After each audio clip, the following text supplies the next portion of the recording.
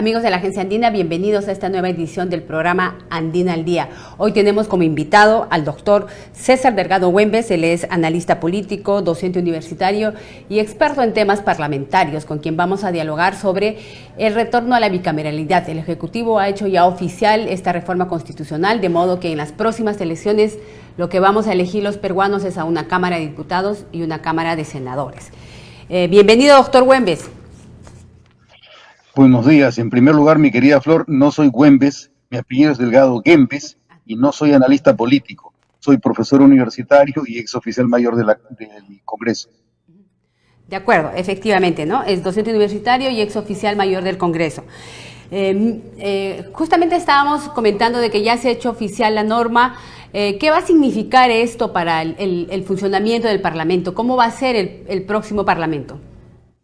Bueno, en principio tenemos que tener presente que la ley con la que se regula el retorno a la bicameralidad es la ley 31988, que entra en vigencia a partir de las próximas elecciones generales que tendrían lugar probablemente el día 12 de abril del año 2026. Hasta entonces existe lo que se denomina en derecho una vacatio legis, es decir, no está vigente la norma, no afecta para nada los actuales procesos que se siguen entre el Ejecutivo y el Congreso y los propios procesos del Congreso de la República. Entonces, lo más importante es saber que esto entrará en vigor recién a partir de abril del año 2026, cuando elijamos a las dos cámaras, diputados y el Senado. En cuanto a la propuesta de bicameralidad que ha sido aprobada, lo central va a ser que ahora las funciones se van a dividir entre dos cámaras. Fundamentalmente, la Cámara de Diputados va a ser un órgano legislativo donde se van a iniciar las iniciativas legislativas. El Senado no tiene iniciativa legislativa, pero sí participa en el proceso legislativo una vez que la Cámara de Diputados ha aprobado una norma. Si la Cámara de Diputados no aprueba la norma, el Senado no asume competencia. Igualmente, si la norma es aprobada por la Cámara de Diputados, pasa al Senado. Si el Senado la aprueba, el Senado remite la norma tal cual al Poder Ejecutivo, sin posibilidad de que diputados pueda corregir la decisión del Senado. Y si el Senado opta por rechazar la norma que le ha sido remitida por la Cámara de Diputados, el Senado tiene, en este caso, las funciones de veto, porque se archiva la norma en el Senado y ya no regresa a diputados con una segunda opción. El sistema de control político prevé que solo la Cámara de Diputados interpela y censura a ministros y por lo tanto también puede otorgarles el voto de confianza cuando éste es requerido. Se elimina el sistema automático de petición de cuestión de confianza cuando se inicia un nuevo gabinete. El gabinete concurre a la Cámara de Diputados, pero solamente para exponer el programa general de gobierno tal como ocurría con la Constitución del año 1979, pero no tiene la obligación de solicitar la confianza. Entonces, diputados va a poder realizar el control del gobierno a través de interpelaciones, censuras, votos de confianza, y a partir de esa decisión, el Poder Ejecutivo tiene que tomar precauciones respecto de la eventualidad de la disolución. La disolución cabe únicamente respecto de la Cámara de Diputados y no del Senado. Igualmente, la Cámara de Diputados es el órgano que tiene la posibilidad de crear comisiones investigadoras. El Senado no puede crear comisiones investigadoras. Pero en medio de todo este proceso, creo que es importante también tener presente que nuestro voto, cuando concurramos a las urnas, va a suponer votar por la Cámara de Diputados con las posibilidades que nos entreguen los partidos políticos y por el Senado. La diferencia va a ser que en materia de diputados probablemente no haya mucha diferencia. Existe la representación proporcional de las minorías a través de las circunscripciones con distrito múltiple, y en el Senado sí hay una gran diferencia, porque no va a ser que todos los senadores sean elegidos por distrito único o nacional, sino que se va a dividir en dos la composición del Senado. Va a existir probablemente alrededor de unos 25 senadores elegidos por cada uno de los departamentos, incluida la provincia constitucional del Callao, y por otro lado habrán 35 senadores elegidos en Distrito Único Nacional. Creo que eso sería lo básico, lo central dentro del sistema que ha sido aprobado. Efectivamente, nos ha hecho un buen resumen de lo que contiene las normas principales o los dispositivos principales de esta norma, pero aprovechando de su experiencia como exoficial mayor del Congreso, quería preguntarle, también para ilustrar un poco a nuestros televidentes, ¿cuál va a ser el espacio físico que van a ocupar ambas cámaras, ¿no? O sea, ahora tenemos el Congreso que legisla en el hemiciclo, ¿cuál va a ser la distribución de los espacios físicos? ¿Cómo va a ser, por ejemplo, la presidencia del Congreso, ¿no? ¿Cuál de las cámaras o de qué manera van a alternarse en la conducción del Parlamento?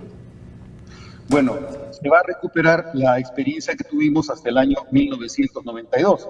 En el año 1992 yo era suboficial mayor de la Cámara de Diputados y la composición suponía que en el hemiciclo que actualmente ocupa el Congreso es el hemiciclo de la Cámara de Diputados y la Cámara vecina donde actualmente se desarrollan las actividades en el Salón Porras Barrenechea, es el hemiciclo del Senado, donde antes había aproximadamente 60 senadores versus los 180 diputados que teníamos con la Constitución del año 1979.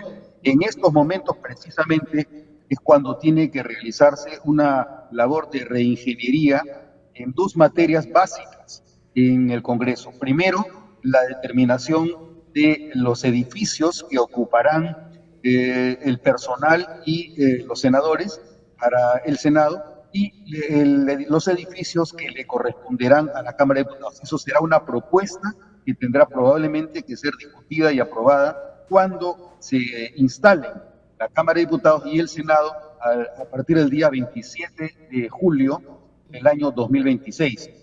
Además, la cuestión de la infraestructura a la que hace referencia, la otra dimensión muy importante también será la distribución de los recursos humanos. ¿Qué personal va a laborar en una cámara y qué personal va a laborar en la otra cámara? Siempre a título de propuesta, porque lo que no se puede dar por descontado es la autonomía que tiene cada una de las cámaras cuando ésta se instale para definir con qué infraestructura cuenta y con qué personal va a contar. Es cierto que tenemos un servicio parlamentario, pero el servicio parlamentario actualmente está menoscabado seriamente porque no existe un estatuto del servicio parlamentario, dado que se suspendió a partir de la presidencia del señor Galarreta en el año 2017. Entonces, en estos momentos, eso es lo más importante. En lo que no se puede intervenir para nada es en la definición de los reglamentos de cada una de las cámaras. Los reglamentos deben ser definidos por cada una de las dos, pero tenemos presente que tanto para diputados como para el Senado existen los respectivos reglamentos que regían a ambas cámaras hasta el año 1992. Con estas normas es con las que debería empezar a funcionar el Congreso bicameral, el reglamento de la Cámara de Diputados del año 1988 y el reglamento del Senado, que también se aprobó en los años 80, con el que se regulaban todas las acciones, todos los procesos y todas las actividades que realizaba cada una de las cámaras. Ahora, ¿quién va a presidir el Congreso de la República al inicio en la instalación del Congreso? ¿Cómo va a ser este mecanismo de la conducción de la mesa directiva del Congreso? ¿Y vamos a seguir llamando a los congresistas o eso implica también un cambio en la denominación de cómo referirnos a ellos? Bueno, el nombre general será congresistas representantes, pero corresponde que a cada uno de los miembros de las cámaras se les denomine como diputados o como senadores. En cuanto a la presidencia, cada una de las cámaras se instala por separado. Entonces, hay una instalación de la Cámara de Diputados y una instalación del Senado que se realiza simultáneamente el mismo día 27 de julio, luego de que hasta el día 26 de julio se hayan elegido las mesas directivas que resulten de las juntas preparatorias que debería convocarse aproximadamente el día 13 de julio del año 2026. Se instalan ambas cámaras de manera simultánea y luego se instala el Congreso de la República en el que están presentes las dos cámaras. Tiene que hacerse 3 instalaciones, diputados, Senado y el Congreso. El Congreso es presidido para este efecto en principio por el Senado. Luego se van turnando en función de las distintas sesiones que se convoque durante el desarrollo de las actividades. En una sesión la presidirá el presidente del Senado, en otra sesión la presidirá el presidente de la Cámara de Diputados. Ahora, para efectos de funciones que ahora tenemos en el Congreso, como por ejemplo mecanismos que hay en el Congreso ahora, como es las comisiones investigadoras, como son por ejemplo las denuncias constitucionales, como son mecanismos de interpelación, censura a ministros, incluso el tema de la vacancia presidencial, ¿esto a cargo de cuál de las cámaras estaría bajo responsabilidad? La función de control político es una función eminentemente asignada a la Cámara de Diputados. Solamente la Cámara de Diputados puede interpelar, puede censurar. Las acusaciones constitucionales sí se mantienen dentro de un régimen bicameral. La Cámara de Diputados es la que empieza con la investigación y decide si hay mérito o no hay mérito para acusar a los más altos funcionarios ante el Senado. Si decide que hay mérito, se designa una comisión, una subcomisión acusadora, y esta subcomisión se hace presente ante el Senado, y es el Senado el que tiene que definir si es que finalmente se autoriza o no el levantamiento del fuero y se declara que da lugar a la formación de causa, o en el caso de que haya delitos en el ejercicio de la función. Pero si de lo que se trata es de faltas contra la Constitución, infracciones de la Constitución, igualmente en la Cámara de Diputados se debe definir si es que hay mérito para acusar ante el Senado al más alto funcionario por infracción de la Constitución. Y el Senado tiene que decidir si es que se sanciona a este alto funcionario con la destitución, la suspensión o la inhabilitación. En el caso de del procedimiento de vacancia, ¿estaría siguiendo también el mismo procedimiento?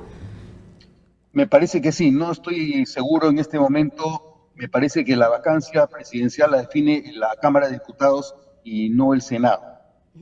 De acuerdo. Ahora, en cuanto a esta reforma también ha implicado el tema de la variación de, ya no va a ser necesario la solicitud del voto de confianza, la presentación del gabinete para exponer la política general de gobierno. ¿Este mecanismo o esta disposición entra en vigencia a partir del próximo Congreso, cuando ya tengamos un Congreso bicameral, o entra en vigencia al día siguiente de publicación de la norma? Como ya la norma está publicada y tenemos pendiente la presentación del gabinete en el Congreso, ¿cuál va a ser el mecanismo que va a regir para esta presentación? Como te referí previamente, Flor, de acuerdo a la primera disposición complementaria de la reforma que se ha aprobado, se señala expresamente en esta primera disposición que estas reformas entran en vigor a partir de las elecciones generales del año 2026. Por lo tanto, el mecanismo para la investidura sigue vigente hasta que entre en vigencia el próximo sistema bicameral a partir de abril del año 2026. Si ocurriese que en el entretanto, entre abril del año 2026 y julio de 2026, que existiera la posibilidad de que se designe un nuevo gabinete, obviamente este gabinete tendrá que regirse todavía por la Constitución sin las modificaciones actuales. La ley 31988 va a afectar la composición del Congreso con la bicameralidad y con todas las instituciones una vez que sea elegidas las cámaras. Entonces, la investidura podrá ser necesario de utilizarla hasta incluso julio del año 2026. Hasta ese entonces no se ha eliminado y el Congreso tiene la posibilidad de recibir al gabinete para los votos de investidura que se requieran.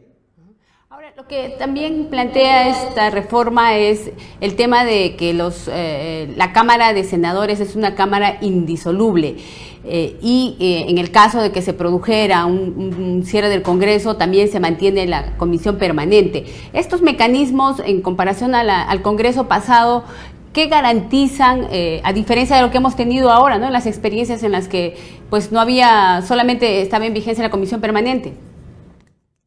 Bueno, en principio el Senado mantiene todas sus funciones y además tiene la facultad, de acuerdo a la reforma que se ha aprobado, de autorizar la prórroga de los estados de emergencia, cosa que no ocurría y no ocurre hasta ahora con la Constitución del año 1993 antes de la reforma. Entonces, el Senado es efectivamente indisoluble, mantiene su vigencia, aún después de la disolución de la Cámara de Diputados. La comisión permanente sí va a ser un tema que tendrá que regularse más precisamente. ¿Por qué? Porque la comisión permanente está integrada por miembros de las dos cámaras, pero si se disuelve la Cámara de Diputados, la comisión permanente quedaría integrada únicamente por senadores, pero en este caso habría una falla funcional porque las competencias que asume la comisión permanente supone la participación de las dos cámaras, en cuyo caso yo me inclinaría a pensar que esa comisión permanente, una de dos, o los miembros de la comisión permanente también tienen el carácter de indisolubles luego de haberse disuelto la Cámara de Diputados con la finalidad de que sigan sus funciones, o de lo contrario, la comisión permanente dejaría de funcionar durante la disolución de la Cámara de Diputados porque su composición quedaría incompleta. ¿Es posible de que estas cámaras sesionan siempre por separado o es posible de que puedan sesionar de manera conjunta y en qué casos ocurriría esta sesión conjunta? Bueno, en principio las sesiones operan de manera aislada. Cada una de las cámaras es autónoma para fijar sus cronogramas de trabajo, para fijar las fechas en las que van a sesionar. Es la autonomía la regla principal. Hay ocasiones en las que sí cabe que se produzcan sesiones conjuntas de las dos cámaras. Me parece que una de las más importantes debe ser la discusión del presupuesto de la República, en la que tiene que concurrir las dos cámaras y realizarse la votación también por cada una de las dos dentro de una sesión de Congreso. Si me equivoco y por lo tanto el presupuesto tiene que ser aprobado de manera separada por cada una de las dos cámaras, el proceso se va a hacer mucho más complejo porque no habrá posibilidad de llegar a entendimientos fáciles. Por eso es que yo me inclino a pensar que para el presupuesto, para la aprobación del presupuesto de la República, donde cada una de las cámaras tendrá autonomía para fijar su propio presupuesto funcional y orgánico, cuando se apruebe el presupuesto de la República se requerirá sesiones conjuntas de las dos cámaras en el mismo ambiente que usualmente es el ambiente de la Cámara de Diputados. Le agradecemos mucho por su participación, doctor. Recordamos que él es docente universitario y es además exoficial del Congreso. Muchísimas gracias por explicarnos lo que va a significar esta importante reforma para el país. Muchísimas gracias. Buenos días, Flor.